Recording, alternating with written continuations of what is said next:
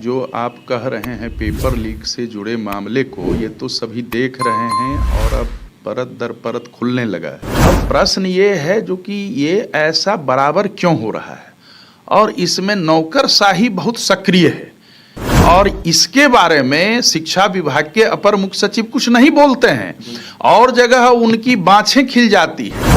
वो किसी को कोई अपने मन की बात जबरदस्ती थोपें, उसमें वो बहुत ही सक्रिय रहते हैं, लेकिन इसमें निष्क्रिय हो जाते हैं। क्या इस पर कार्रवाई सरकार को, जितने भी जुड़े हुए हैं इस प्रक्रिया को, जिन्होंने यहाँ से लेकर के शिक्षा विभाग से लेकर के बीपीएससी तक की जितनी भी प्रक्रिया है, सबकी सम्यक जांच, सबकी उच्च स्तरीय जांच, सबकी जांच करवानी चाहिए। देखिए, बिहार में लगातार शिक्षक बहाली हो रही है। ऐसे में लगातार जिस तरीके से माफिया है उनके द्वारा अब अधिकारियों के साथ साथ मंत्रियों पर आरोप लगाए जा रहे हैं। कहा यह जा रहा है कि 64वीं के बाद जितनी भी पीएससी के द्वारा बहाली हुई उसमें गड़बड़ियां पाई गई। ऐसे में शिक्षा विभाग के अधिकारियों को लेकर भी सवाल उठाए जा रहे हैं। ऐसा कैसे हो सकता है? हमारे साथ बात करने के लिए जदयू संजीव सिंह जुड़ेंगे, बात करेंगे। संजीव जी, लाखों लाख बहाली हो रही है, सवाल उठने लगे हैं।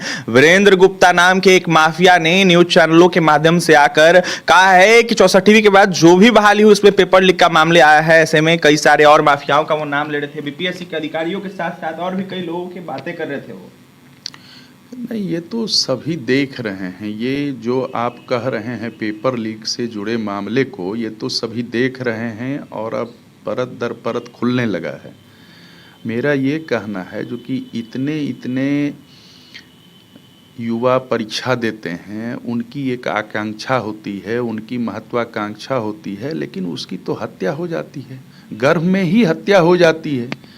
अब जितना मेहनत करके जो मेहनत कश युवा थे, उन्होंने जो परीक्षा दी, अभ्यर्थियों ने जो परीक्षा दी, उनकी तो आकांक्षा की हत्या हो गई। अब प्रश्न ये है जो कि ये ऐसा बराबर क्यों हो रहा है और इसमें नौकरशाही बहुत सक्रिय है। कहीं न कहीं नौकरशाही सक्रिय है। अभी एक सक्षमता परीक्षा लिया गया, मैं बता दूं आपको, लगभग 47 प्रश्नों के उत्तर गलत थे और आश्चर्य की बात है जितने भी प्रश्न थे सभी में पहला विकल्प को ही सही कहा गया था। हमको संस्कृत के लगभग 10 शिक्षक ने फ़ोन किया और ये मैं कह रहा हूँ 19 तारीख की बात। मैंने तत्क्षण अध्यक्ष बिहार विद्यालय परीक्षा समिति को इसकी सूचना दी। उन्होंने उस पर तुरंत एक्शन भी लिया, लेकिन प्रश्न यह है आखिर प्रश्न पत्र तैयार किनसे करवाया जाता है।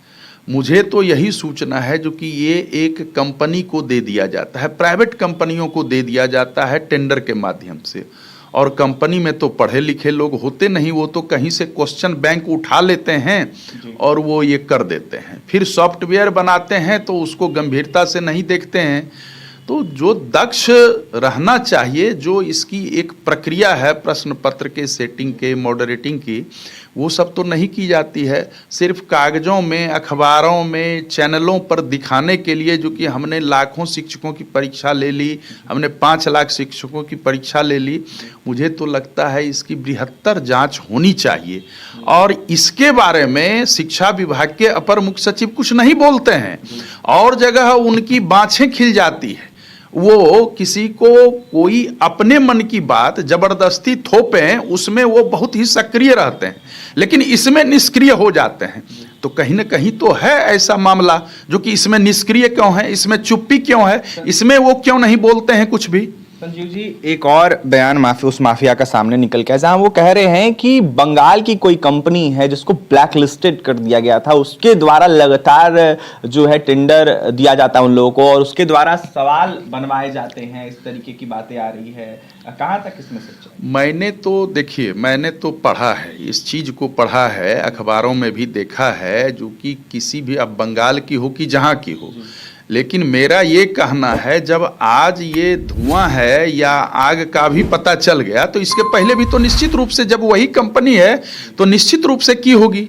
तो आखिर कहाँ जाएंगे? मैं तो वही सवाल आपसे कर रहा हूँ ना, जो कि जो ठीक है बीपीएससी के द्वारा परीक्षा ली गई, लेकिन क्या इसमें सामूहिक जवाबदेही नहीं है? क्या इस पर कार्रवाई सरकार को, जितने भी जुड़े हुए हैं इस प्रक्रिया को, जिन्होंने यहाँ से लेकर के शिक्षा विभाग से लेकर के बीपीएससी तक की जितनी भी प्रक्रिया है, सबकी सम्यक जांच, सबकी उच्च स्तरीय जांच, सबकी जांच करवानी चाहिए। क्योंकि ये ऐसा मामला नहीं है जो कि इसको हंसते खेलते छोड़ दिया जाए। और इस मामले में अपर मुख्य सचिव शिक्षा विभाग की चुप्पी जो है वह रहस्यमय है। आखिर वो क्या चाहते हैं? सिर्फ उसको ढकने के लिए आज जो ये डाइवर्ट कर रहे हैं मामले को, होली में बंद हो जाएगा, ये प्रशिक्षण कार्य चलेगा, सिर्फ उन घोटालों को ढकने के लिए, वैसे अफसरों को बचाने के लिए, वैसे लोगों को बचाने के लिए ये डाइवर्ट कर रहे हैं। इससे क्या, मैं बार बार कहता हूं, मैं आपको पुनः कहता हूं आपके चैनल के माध्यम से, छात्र छात्राओं की भी ग्रहणशीलता होती है, जो कि कितना हम पढ़ सकेंगे, और शिक्षकों को भी अध्यापन कार्य का जो तय अवधि है वो भी कितना पढ़ा सकेंगे। इसीलिए घंटी दर घंटी बनी हुई है।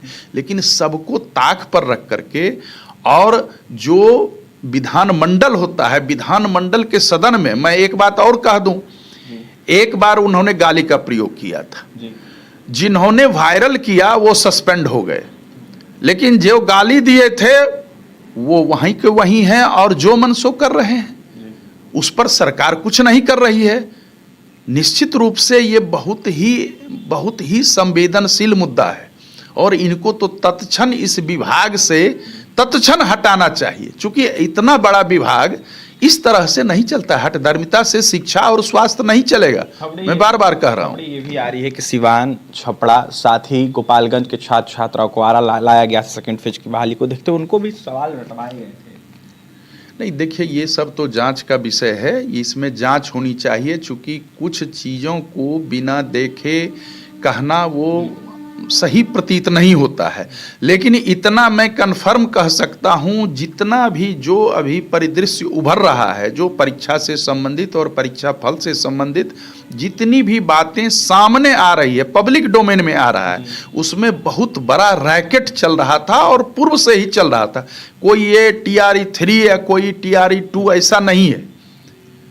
अंतिम सवाल रहेगा आपसे, क्या उन शिक्षकों की जिनकी बहाली होगी, जो अपने मेरिट पे पास हुए हैं, अगर इसमें सच्चाई रहेगी, पेपर लीक का मामला सामने आएगा, तो क्या उनकी नौकरी चल जाएगी संजय? अब तो ये सरकार को सोचना है, ये तो उच्च स्तर पर सोचा जाएगा। लेकिन मुझे लगता है, आज देख लें, मेरी तो चिंता यही है ना, जो मेरिट से आए हैं, अगर इसमें सच्चाई रहेगी, पेपर लीक का मामला सामने आएगा, तो क्या उनकी नौकरी चल जाएगी संजय? अब तो ये सरकार को सोचना है, ये तो उच्च स्तर पर सोचा जाएगा। लेकिन मुझे लगता है, आज देख लें, मेरी तो चिंता यही है ना, जो मेरिट से आए हैं वो भी तो मारे चले जाएंगे। इसी में सही और गलत का तो पहचान नहीं होता है। ये तो सुनियोजित चलता है, लेकिन कहीं ना कहीं उसका कहीं ना कोई सूत्र छूट जाता है, जिसके चलते ये प्रकट हो जाता है। जो गलती हुई थी वो सामने चला आता है और फिर लोग पकड़े जाने लगते हैं।